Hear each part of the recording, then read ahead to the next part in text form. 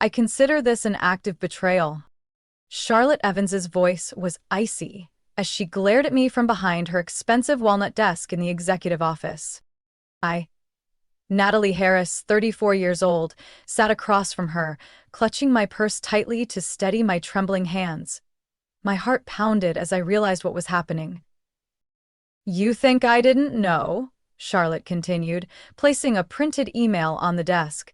"I have confirmation that you interviewed with Skyline Creative last Thursday. You requested a half-day off for a dental appointment."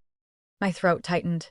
There was nothing wrong with seeking new opportunities after years of being passed over, but this, being summoned unexpectedly at 9 a.m. on a Tuesday, felt like a public execution, and the verdict had already been delivered. "I've dedicated the past 8 years of my life to Stratagem Agency," I spoke up, trying to keep my voice steady. "Just last year, I brought in nearly 20 major contracts." "Don't bother listing your accomplishments," Charlotte cut me off. "Your access to our systems has been revoked, your company email is locked, security is waiting outside to escort you to your desk. You may collect your personal items, but your access badge will be deactivated immediately." 1 minute earlier, I was a senior client supervisor. The next, I was being escorted from the building as if I had committed a crime. No tears, no pleading. I stood, straightened my blazer, and extended my hand across the desk. "I wish you and Stratagem continued success." Charlotte hesitated for a moment before shaking my hand, her palm as cold as her tone. She looked slightly confused, as if disappointed I wasn't breaking down. Outside, the April sunlight streamed through the wide windows. I walked down the familiar hallway with a silent security guard behind me. Coworkers glanced up, some with shock, others with awkward, supportive smiles. I returned their looks with the calmest expression I could muster. Even though my chest felt crushed, I wouldn't let anyone see me fall apart.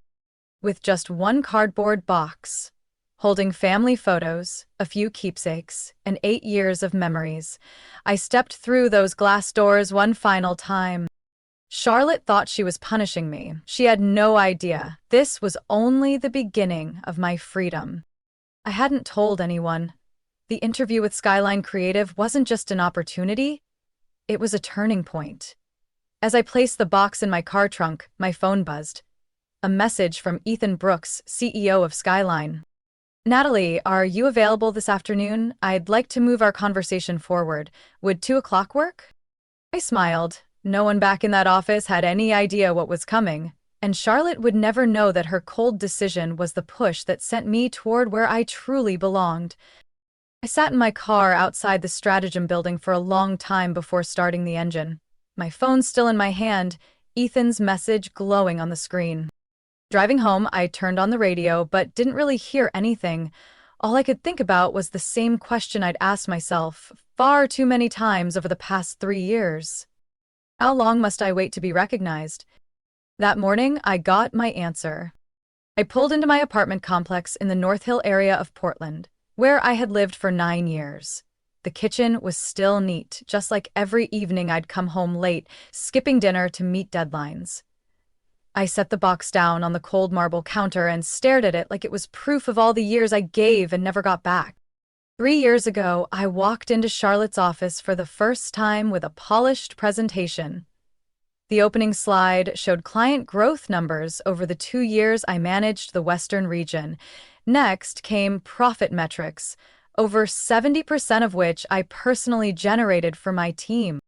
I still remember Charlotte's face, a forced smile, lips pressed together like she'd just swallowed something bitter. She flipped through the pages and let out a soft sigh. "Natalie, your work is commendable," she said, like reading from a tired script. "But this year's budget is really tight. I need everyone to share the burden." Burden? Just 2 weeks later, I saw her pulling into the company parking lot in a brand new Lexus RX. That same month, Stratagem leased an entire additional floor in the building for the so-called Future Creative Division, a trendy idea that brought in zero revenue for the first 6 months. The following year, I didn't give up. I came back, this time after leading a campaign that won the Golden Brand Circle.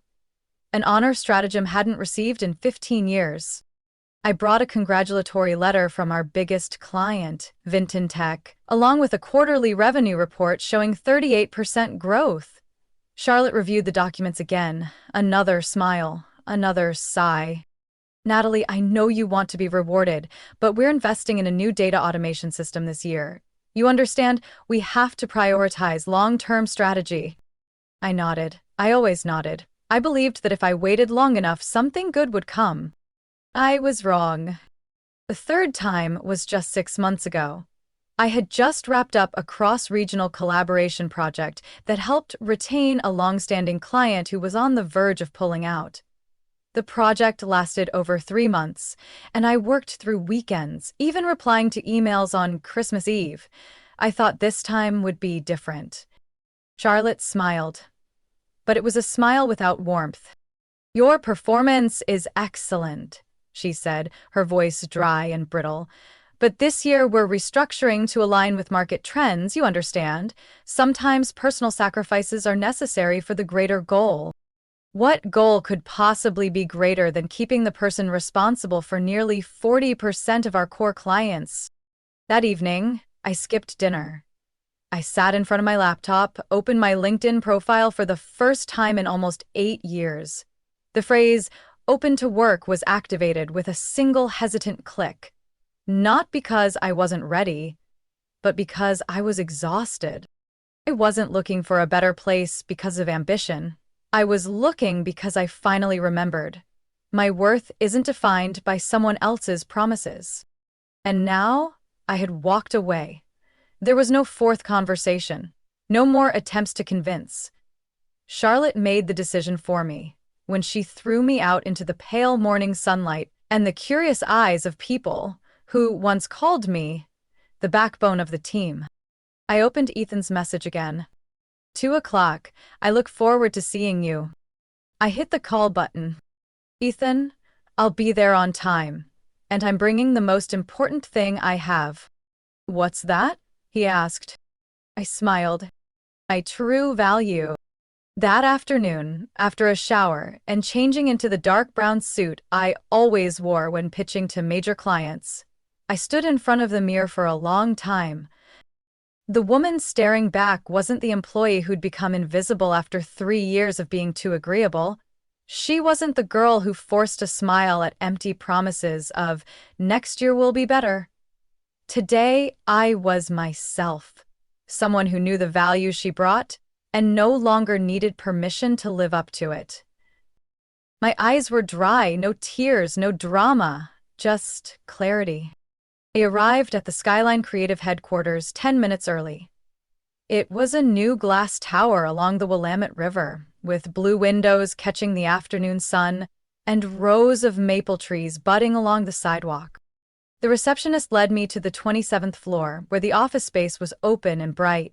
As I walked past, I noticed teams chatting casually around open meeting tables. No cubicle walls, no judgmental stares.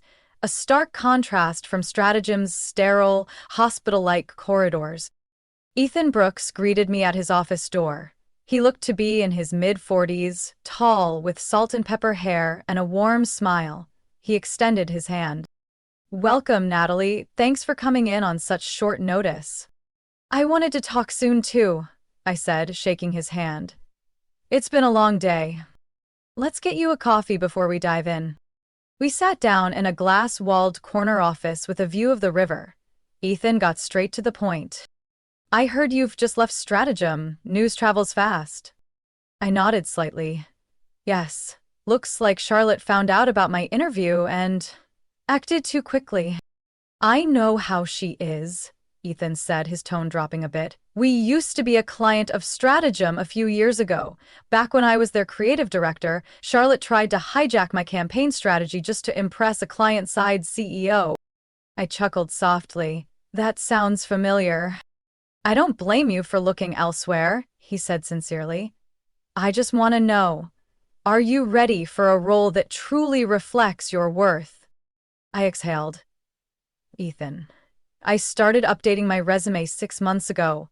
Not out of anger, but because I couldn't keep living like I had to be grateful just to work there."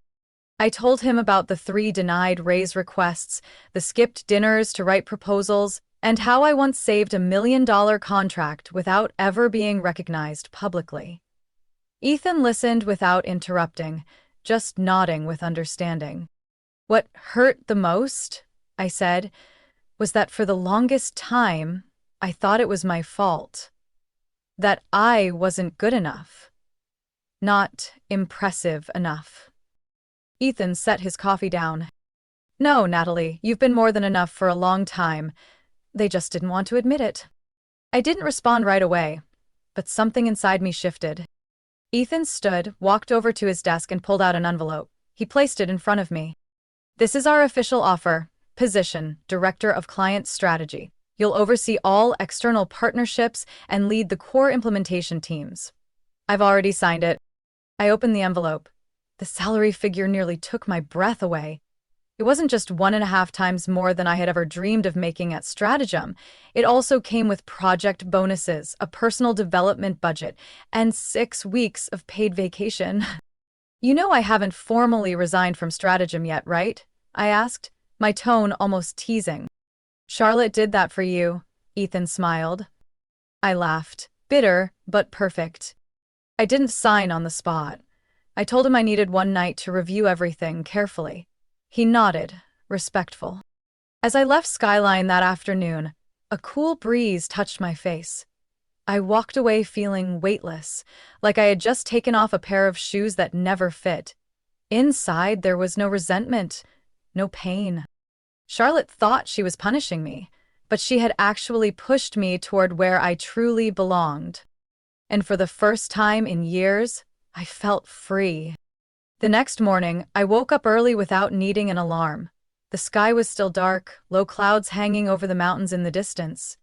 I made coffee and sat by the window, the contract from Skyline Creatives still sitting on the table, signed by Ethan at the bottom. I hadn't signed yet, not because I was hesitant, but because I wanted to be fully present in this decision. Not signing out of hurt, but because this was the right step. At 8:15 a.m., my phone rang. An unfamiliar number. I paused for a second, then picked up. Good morning, Miss Natalie Harris. This is Lauren Mitchell from the Stratagem Board of Directors. I hope I'm not disturbing you. A chill ran down my spine. The Board of Directors? Not HR, not a department head. Someone from the executive level. I'm here, Miss Mitchell, I replied, keeping my voice steady. I'd like to meet with you today, if possible, regarding what happened yesterday between you and Ms. Charlotte Evans. I believe we need to talk face to face. I was silent for a few seconds, then calmly said, I can be there at 10 o'clock. But, just to be clear, I have no intention of returning to Stratagem. She hesitated. I understand. But this meeting is not to change your mind. It's to understand what we missed. I nodded, even though she couldn't see me. I'll see you at 10. But before I went there, I had something more important to do. I called Ethan back. After a few rings, his voice came on, still a bit raspy, like he hadn't had coffee yet. Natalie? I accept the offer, I said, my voice firm. I've read everything carefully. This role, this team, and the way you believe in me. It's worth starting over for. Ethan couldn't hide his joy. That's great to hear. I'll have HR set everything up for your first week. Do you want to start this coming Monday?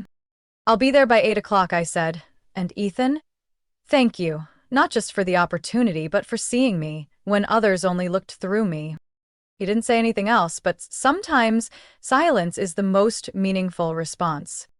The Stratagem office felt completely different that day. Jessica, the young receptionist who always had neon nails, looked at me with wide eyes, as if I were a ghost returning from the dead.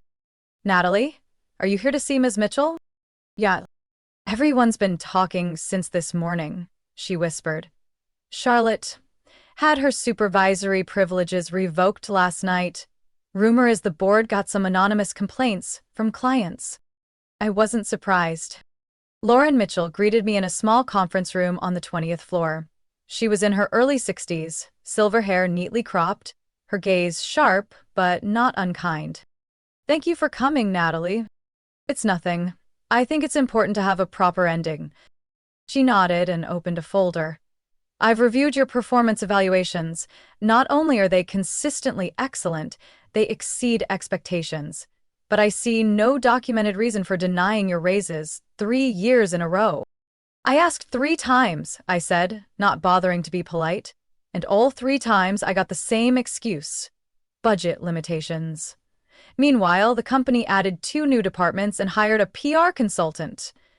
I remember the exact figures. Lauren sighed. "Charlotte had been operating with too much autonomy, and in your case, far too recklessly. I was escorted out like a criminal, after 8 years of loyalty, and that will not be overlooked," she said firmly. "There are 2 reasons I asked to meet. 1, to offer an apology on behalf of the board, and 2, to invite you back with a higher position and compensation that reflects your true value." I looked at her for a few seconds. "Thank you, but I've already accepted a new job. I'm guessing Skyline Creative?" I didn't confirm or deny. I simply smiled. "My new position starts on Monday." Ugh. Miss Mitchell didn't hide her disappointment, but she didn't press me either. "Then there's just one thing I'd like to know, Natalie. If you could name one thing we did wrong, what would it be?" I didn't hesitate. "Not seeing me, when I was right here day after day doing the work of 3 people without ever being called by name." Lauren nodded. "That answer is convincing enough for me to bring into our next board meeting. Thank you for being honest." I stood up and extended my hand. "Thank you for asking." Walking out of the office, I didn't feel triumphant or satisfied. I just felt closure and ready.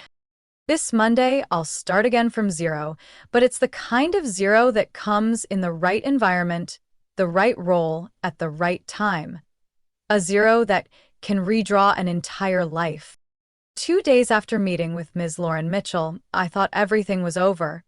I had said what needed to be said, direct, respectful, and most importantly, I was no longer bound to the past. But sometimes, life doesn't end with a period. It ends with a bigger question mark. On Friday afternoon, while setting up my new home office, I received an email. Sender Jonathan Crane, chairman of the board at Stratagem. Subject: private meeting request. I hesitated for a few minutes before opening it. The message was short and polite.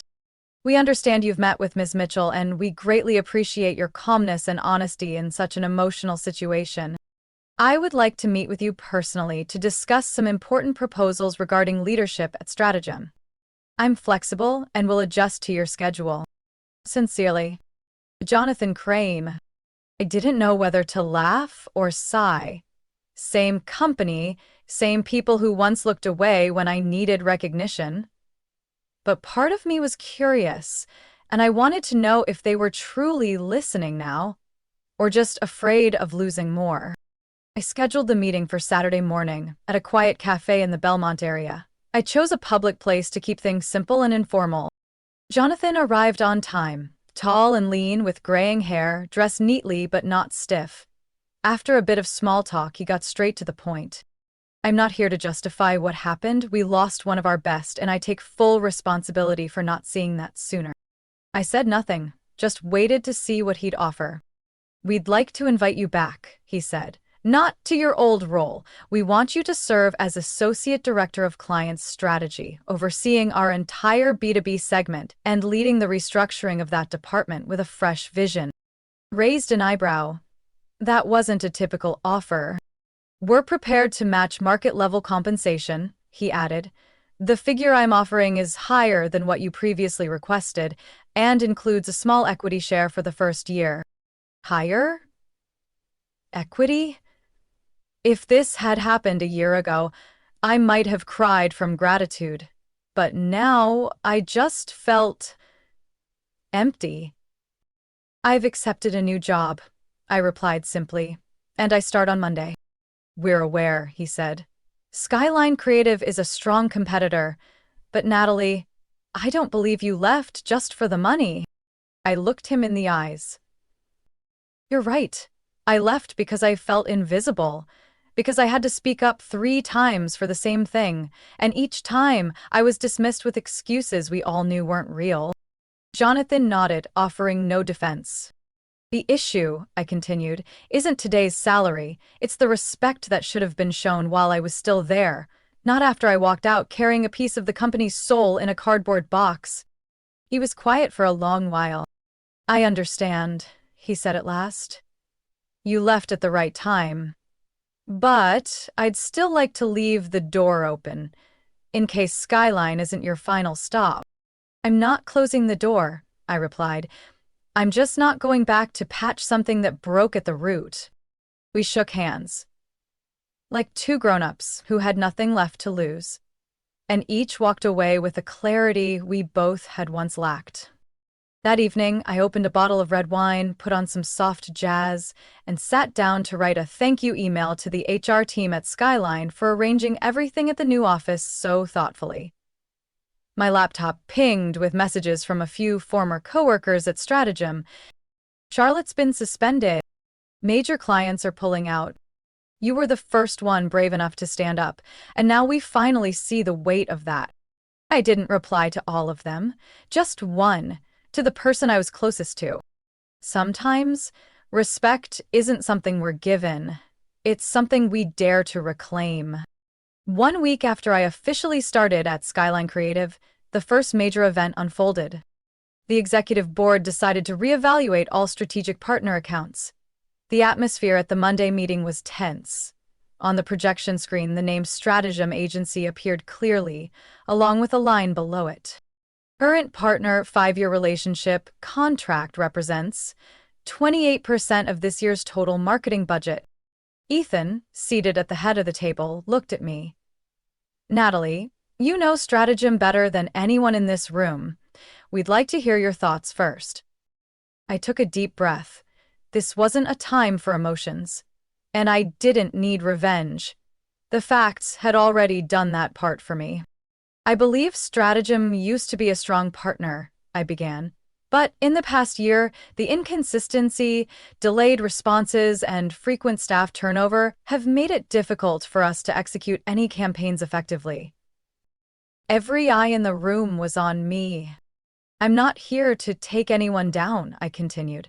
I was once part of that system, but the way the company treated its own team, from performance evaluations to the lack of respect for mid-level staff, had a direct impact on the quality of service. The CFO nodded. And you used to manage the largest implementation segment over there? I handled nearly 40% of Skyline's budget at Stratagem, I confirmed. And I never had a full-time assistant until my final year. Everything I did alone. There was no need to say more. The numbers spoke for themselves. At the end of the meeting, Ethan made the call. We'll transition the new contract to another firm. Natalie will oversee the entire handover over the next 30 days. I nodded. No overwhelming emotions, no victory dance, no revenge, just the right decision for my new team and the company's future. News of Skyline pulling the contract from Stratagem spread like a spring storm. I didn't need to hear it from anyone. My LinkedIn inbox said it all. A message from Thomas, the former IT guy at Stratagem. Office is in chaos. Charlotte's been placed on indefinite leave. Finance has been in back-to-back meetings since morning. Another from Jessica, the former front desk receptionist. You didn't have to do a thing, but everyone in the building knows it was because of you. They're starting to realize who really kept the clients loyal. I read the messages, then put my phone aside. No need to respond. No need to boast. A few days later, I had my first live meeting with a representative from Stratagem, a man named Miles Jensen, newly assigned to handle my former accounts. He appeared on Zoom looking tense, his voice steady but strained. Hi, Natalie. I've been tasked with managing the transition and preserving client data. We hope everything will go smoothly. I looked at him calmly. I always work professionally, Mr. Jensen. I'll send over the full campaign history, KPIs, budget reports, and the original creative assets, but only by the contract deadline. He nodded. I understand. And I've heard a lot about you. I'll do my best not to lose what you built. I smiled faintly, saying nothing more. The call ended. I stood up, walked out of my office, and opened the window to let in the cool Portland breeze on a gusty afternoon. 3 weeks later, the contract between Skyline and Stratagem officially ended. The entire budget was transferred to Lighthouse Collaborative, a new partner I had the chance to vet personally alongside the executive team. Ethan stopped by my office late that Friday. He brought 2 cups of coffee and the latest issue of a marketing industry journal. "We were just named one of the top 10 most impressive restructuring brands this quarter," he said, setting the paper on my desk. "You deserve most of the credit, Natalie." I laughed. All I did was what I was never allowed to do at my last job. "And that," Ethan replied, "is exactly why you didn't need to get even. Skyline is the perfect response." I looked at the steaming cup of coffee, nodded. He was right. Success doesn't need to crush anyone else's failure. It shows up naturally, when we finally believe we deserve more and have the courage to go out and find it. 1 year after I was escorted out of my old office like an internal threat, I stood on stage at the annual Women in Marketing Conference, hundreds of eyes on me, my name printed on the wall of honor, keynote speaker, Natalie Harris, Director of Client Strategy, Skyline Creative. I once thought I'd cry if I ever made it here, but in that moment, I felt calm, because I knew I wasn't standing there because of luck, and not to prove anyone wrong. I was standing there because I chose to walk away, at the exact moment others thought I should just stay and endure. "I didn't come here to tell a story of overnight success," I began in a steady voice. "I came to share the days when I almost believed I didn't deserve better." I spoke about my 8 years at Stratagem, about nights spent writing proposals till morning, about campaigns that brought in millions of dollars but still weren't enough to earn real recognition. Has anyone here ever worked through lunch, dinner, and sleep only to hear their boss say, "This still isn't the year for a raise"? I asked. And nearly half the room nodded. A few soft sighs rippled through the air. I continued, "Not to reopen old wounds, but to show the path I chose, not revenge, but movement." The day I was fired, I didn't scream, I didn't lash out, I just stood up, said thank you, and walked to the door. I said, my voice firm, because I knew a company can lock your email and take your badge, but it can't take your value. The room fell silent for a few seconds. Then applause filled the space. After the talk, 3 young students came up to me. A curly-haired girl named Kendra shyly asked, "How did you know it was time to leave? I'm scared of being seen as disloyal." I smiled and gently placed a hand on her shoulder. "You're not betraying anyone if you're just being honest with yourself." I wasn't just answering Kendra. I was also speaking to the Natalie from a year ago, the one sitting in her living room staring at a box of personal belongings, unsure if she'd just lost everything. Now I know. I didn't lose anything. I traded a glass cage for the whole sky. That evening, when I got back to the office, Ethan was standing by my desk with 2 smoothies. He handed me one and smiled. "You did great. The whole marketing team is replaying your talk on Slack." I laughed. "I just told the truth." "That's why people listened," Ethan said. "And by the way, Lighthouse just renewed for another 2 years, thanks to last quarter's campaign performance." I nodded, not feeling the thrill of victory anymore. Just right. Everything finally felt right. On my desk, next to my laptop and notebook, sat a small photo. Me, Natalie, on her first day at Skyline, holding a coffee cup, eyes still uncertain but shimmering with hope. I keep that photo to remind myself, no matter who you are or how good you are, if you let others define your worth, you'll always live by their standards. But if you dare to stand up, to walk away, to start over somewhere that truly sees you instead of using you, you're rewriting your story. And sometimes the greatest success isn't about revenge. It's becoming the version of yourself that the people who once underestimated you could never reach. The end. This isn't a story about revenge. It's about dignity, about choice, and about having the courage to stand up, to write your next chapter brighter, truer, and without anyone's permission. Natalie's story is a powerful reminder that in work and in life, self-worth and respect aren't things we wait to be given, they're things we must assert. When your old environment no longer deserves your effort or loyalty, walking away isn't failure. It's a brave decision to find the place that truly values you. Sometimes the shove that feels unfair opens the door to freedom, growth, and success far greater than you imagined. What do you think of Natalie's journey? Have you ever faced something similar? Share your thoughts in the comments below, and don't forget to follow the channel so you won't miss more heartfelt, real-life stories about family and life.